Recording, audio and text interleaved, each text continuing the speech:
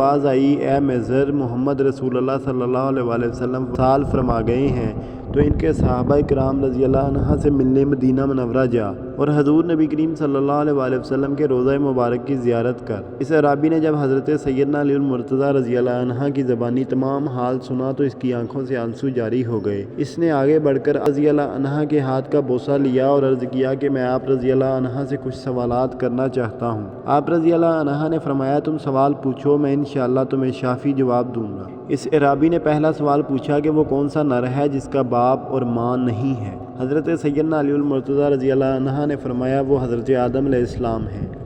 اس اعرابی نے پوچھا وہ کون سی مادہ ہے جو بغیر ماں باپ کے پیدا ہوئی؟ آپ رضی اللہ عنہ نے فرمایا وہ حضرت حوا علیہ السلام ہے۔ اس اعرابی نے پوچھا کہ وہ کون سا نر ہے جو بغیر نر کے پیدا ہوا؟ آپ رضی اللہ عنہ نے فرمایا وہ حضرت عیسیٰ علیہ السلام ہے۔ اس اعرابی نے پوچھا کہ وہ کون سی قبر ہے جس نے